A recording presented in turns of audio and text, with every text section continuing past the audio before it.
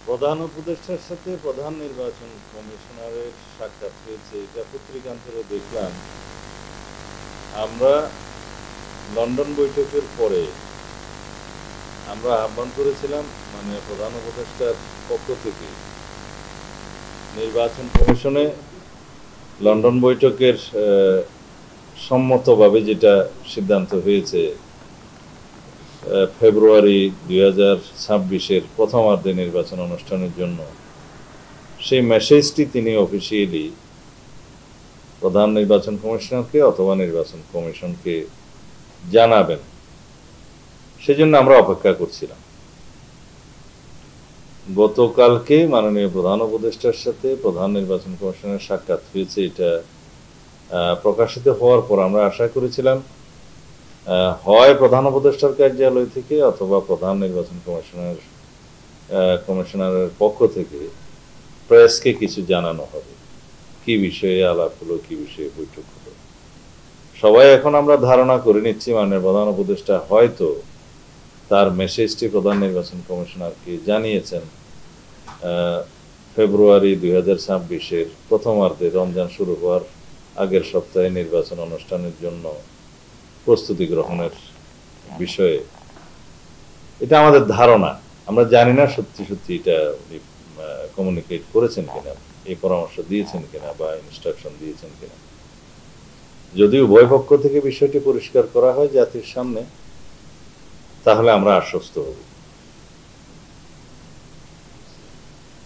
এমনি তো ভাই প্রস্তুতির একটা বিষয় আছে, নির্বাচন কমিশনার বা নির্বাচন কমিশন কতটুকু প্রস্তুতি নিতে পেরেছে যে আদৌ কি ফেব্রুয়ারিতে নির্বাচন সম্ভব কিনা, সেটাও নিয়ে একটু আলোচনা করতে পারে। নির্বাচন কমিশনের পক্ষ থেকে বেশ কয়েকবারই বলা হয়েছে তাদের সমস্ত প্রস্তুতি সেপ্টেম্বরের ভিতরে সমাপ্ত হয়ে যাবে, এমনকি প্রকিউরমেন্টের যাবতীয় কার্যক্রম তারা সেপ্টেম্বরের ভিতরে সমাপ্ত করতে পারবেন। এরকম অনেক বক্তব্য আমরা শুনেছি নির্বাচন কমিশনের পক্ষ থেকে। ইতিপূর্বে জুলাইয়ের মধ্যে তারা সম্পন্ন করতে পারবেন সমস্ত প্রস্তুতি, এরকম কথাও আমরা শুনেছিলাম। তো যেহেতু প্রকিউরমেন্ট প্রসিজিওর অনেক আগেই শুরু হয়ে গিয়েছে এবং সমস্ত প্রস্তুতি সম্পন্ন করার জন্য তারা সকল কিছু কার্যক্রম গুছিয়ে এনেছেন, সেই হিসাবে বলা যায় যে সেপ্টেম্বর এনাফ টাইম তারা যেভাবে বলছে গুছিয়ে আনার জন্য। এবং নির্বাচনের জন্য যে সমস্ত জিনিস প্রয়োজন সেটা হচ্ছে ভোটার তালিকা প্রণয়ন, হালনাগাদ করা, সেটা তাদের হয়ে গিয়েছে। এবং অন্যান্য যে সমস্ত বিষয়াদি আছে নির্বাচন অনুষ্ঠানের জন্য, বিভিন্ন প্রকিউরমেন্টের বিষয় আছে, ক্রয়, বিভিন্ন প্রয়োজনীয় সামগ্রী, সেটাও তারা প্রক্রিয়া করে ফেলেছে। আর বাদবাকি যেটা আছে সেটা ডিলিমিটেশনের প্রক্রিয়া, সেটা শুরু হলে 3 মাসের ভিতরে সমাপ্ত করা যায়। এবং এরপরে তো তফসিল ঘোষণার পরে অনেক কার্যক্রম থাকবে, পুলিং, প্রিসাইডিং অফিসার নিয়োগ সহ ভোট কেন্দ্র ঠিক করা, ট্রেনিং করা, এগুলো চলমান প্রক্রিয়া, এগুলোর জন্য প্রস্তুতি লাগে না। আর জামাতের তরফ থেকে বলা হচ্ছে যে আজকে ওরা কথা বলছে যে তারা গতবার থেকে তারা জাতীয় নির্বাচনের আগে স্থানীয় নির্বাচন চায়। এটা তো আসলে আপনি আগে বলছেন যে স্থানীয় নির্বাচন মানবেন না। আর একটু এটা হলো আপনার এটার সাথে আপনার জামাত আরো বলছে তারা পিয়ার পদ্ধতিতে নির্বাচন চায়। যে পদ্ধতির ব্যাপারগুলো রাজনৈতিক দল হিসাবে তাদের কৌশল, নির্বাচনী কৌশল হিসেবে তারা অনেক কথাই বলতে পারে, কিন্তু যেটা সম্মত হয়েছে সেটা হচ্ছে জাতীয় নির্বাচন অনুষ্ঠানের জন্য, জাতীয় সংসদ নির্বাচন অনুষ্ঠানের জন্য মোটামুটি সব দলই একমত।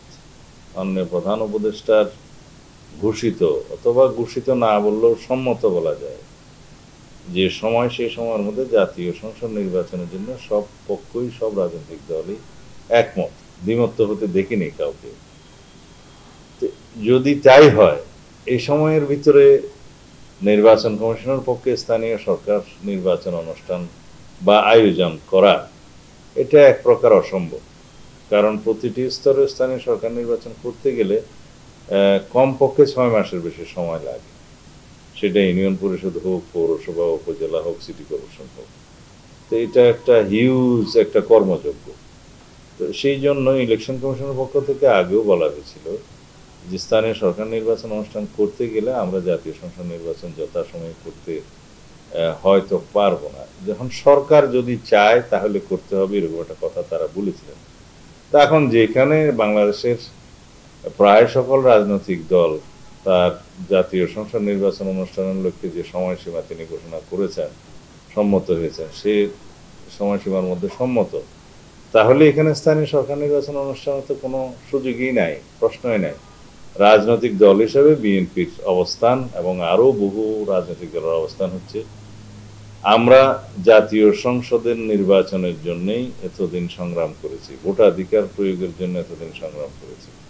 আমরা তত্ত্বাবধায়ক সরকারের অধীনে একটি সুষ্ঠু, নিরপেক্ষ, অবাধ নির্বাচনের জন্য সংগ্রাম করেছি।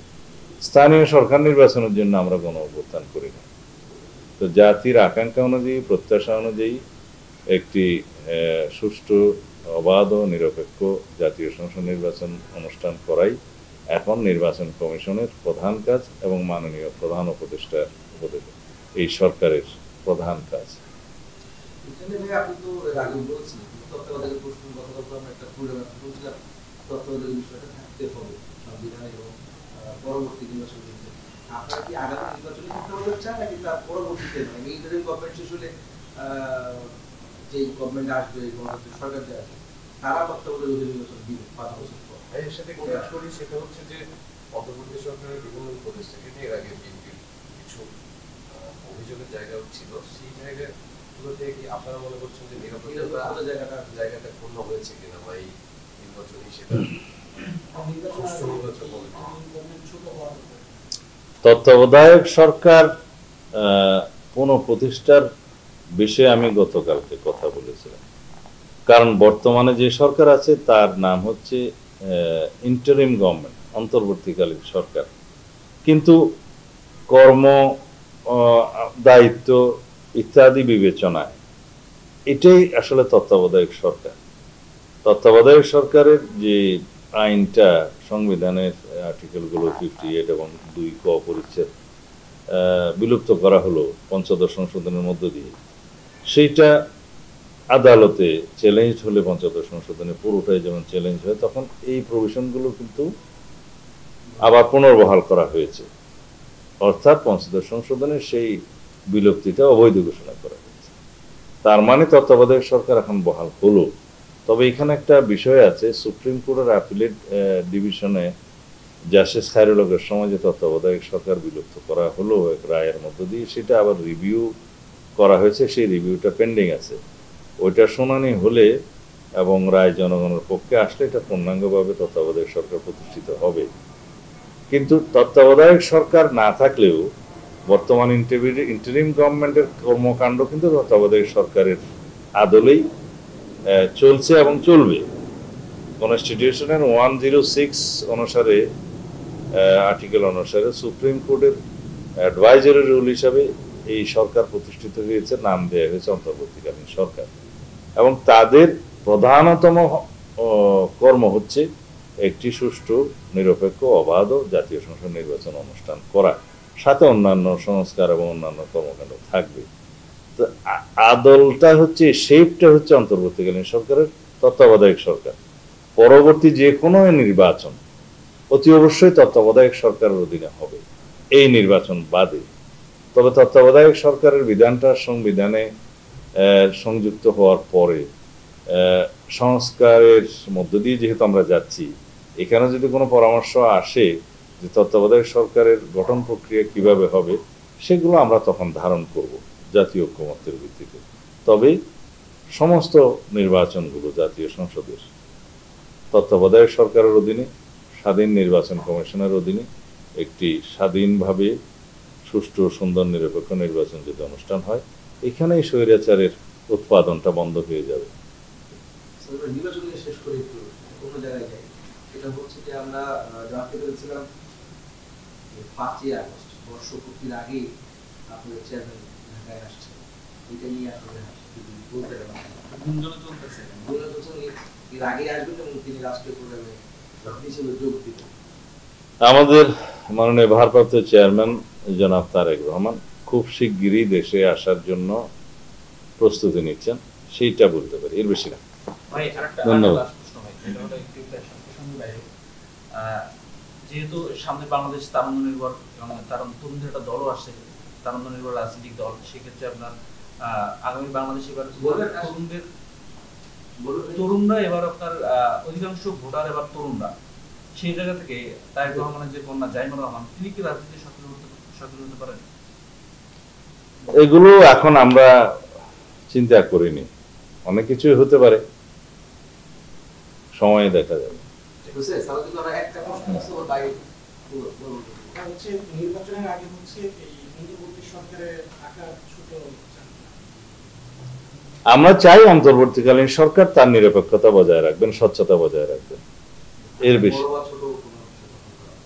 অন্তর্বর্তীকালীন সরকারের প্রধানতম কর্ম যেহেতু নিরপেক্ষ সরকারের আদল, নিরপেক্ষ সরকারের নিয়মে, সুতরাং অন্তর্বর্তীকালীন সরকারের অতি অবশ্যই পালনীয় এবং করণীয় হচ্ছে তারা যেন সমস্ত কর্মকাণ্ডে নিরপেক্ষতা বজায় রাখেন, স্বচ্ছতা বজায় রাখেন।